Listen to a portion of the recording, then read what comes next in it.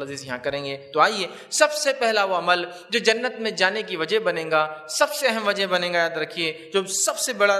جو ہے ریزن جس کو ہم کہیں گے وہ ہوگا، وہ ہے توحید۔ ایک انسان کا ایک رب کو ماننے والا ہونا، اسی پہ زندگی اس نے گزاری اور اسی پر اس کی موت آئی ہو، یا کم از کم مرا اس پر ہو سکتا ہے زندگی کسی بھی طریقے سے گزاری ہو، لیکن مرنے سے پہلے اس نے حق کو پہچان لیا، رب کو پہچان لیا، توحید کو جان لیا، ایک اللہ کو مان لیا اور اسی کے مطابق عمل کیا، انشاءاللہ عزیز وہ چلا جائے گا خالص توحید۔ پھر عمل کے اعتبار سے اگر کمزور رہا تو بھی انشاءاللہ چانسز گلوریس ہے، بہت امکانات ہے کہ جنت میں کبھی نہ کبھی سزا بھگت کر جائیں گا، لیکن اگر اس میں گڑبڑ ہو گئی تو اعمال کے اعتبار سے ڈھیروں اعمال ہو، وہ کوئی عمل ایک بھی کام نہیں آئیں گا اگر اس میں کوئی کمزوری ہو جائے تو یہ سب سے بڑی وجہ ہے لوگوں کی جنت میں جانے کے لیے۔ یہی وہ دعوت تھی جو سارے انبیاء آدم علیہ الصلوۃ والسلام سے لے کر محمد صلی اللہ علیہ وسلم تک لے کر آئے، ان کے احکامات شریعت کے بدلے ہیں، مسائل بدلے ہیں، توحید اور عقیدہ کبھی نہیں بدلا ہے، کہ وہ پہلے دن سے لے کر آج تک اور قیامت تک وہی رہنے والا ہے۔ یہ وہ عقیدہ ہے جس کے اوپر سب کو رہنا ضروری ہے، اور جن اور انس کو اس پر رہنا ہے اور اس کے مطابق عمل کرنا، چونکہ دو اختیاری مخلوق ہے، چاہے تو مانے چاہے تو انکار کر دیں۔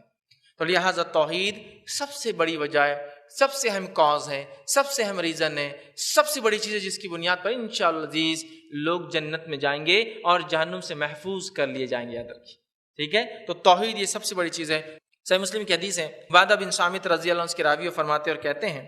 کہ رسول اللہ صلی اللہ علیہ وسلم کو انہوں نے کہتے ہوئے سنا، جو آدمی یہ گواہی دے کہ اللہ تعالیٰ کے سوا کوئی معبود برحق نہیں اور محمد صلی اللہ علیہ وسلم اس کے رسول ہیں، تو اس پر اللہ تعالیٰ نے جہنم کو حرام کر دیا ہے۔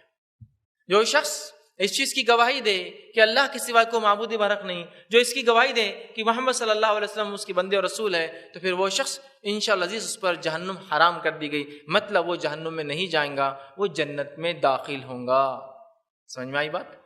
تو کتنی اہم چیز یاد رکھی توحید۔ اسی طرح جو ہے ایک دوسری روایت میں آتا ہے جو کہ صحیح مسلم کی روایت ہے، نبی اکرم صلی اللہ علیہ وسلم فرماتے ہیں، جس شخص کی موت اس حالت میں آئے کہ وہ اللہ کے ساتھ کسی کو شریک نہ ٹھہراتا ہو،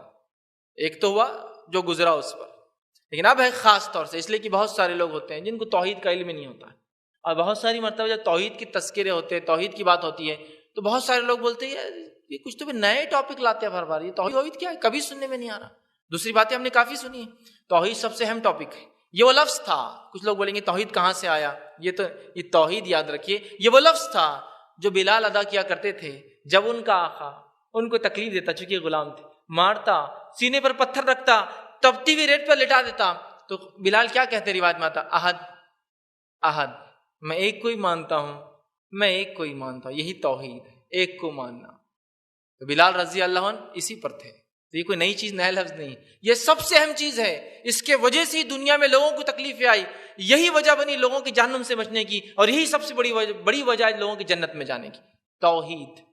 تو جس کا خاتمہ، اب زندگی گزر گئی، دنیا نکل گئی، ہو گیا جو غلط ہونا تھا، جو خاتمے سے پہلے انسان نے سمجھ لیا، عمر کے کسی بھی حصے میں تھا، زندگی کے کسی بھی جو ہے طریقے پہ دنیا کے اندر چلتا رہا، چاہے اسلام پہ نہیں بھی تھا، لیکن آخر وقت سمجھ میں آیا، پھر اس نے خالصتاً توحید کو مان لیا، ایک اللہ کو مان لیا اور اس پر عمل کر لیا، انشاءاللہ عزیز نبی اکرم صلی اللہ علیہ وسلم فرما رہے حدیث میں، جس شخص کی موت اس حالت میں آئے کہ اللہ کے ساتھ کسی شریک نہیں ٹھہراتا تھا، وہ جنت میں داخل ہوں گا، اور جس آدمی کی موت اس حالت میں آئے کہ وہ اللہ کے ساتھ شریک ٹھہراتا تھا، وہ جہنم میں داخل ہوں گا۔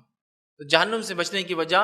اللہ تعالیٰ کی توحید یاد رکھی، اور اس کی توحید کی الٹ کیا چیز ہوتی ہے؟ شرک۔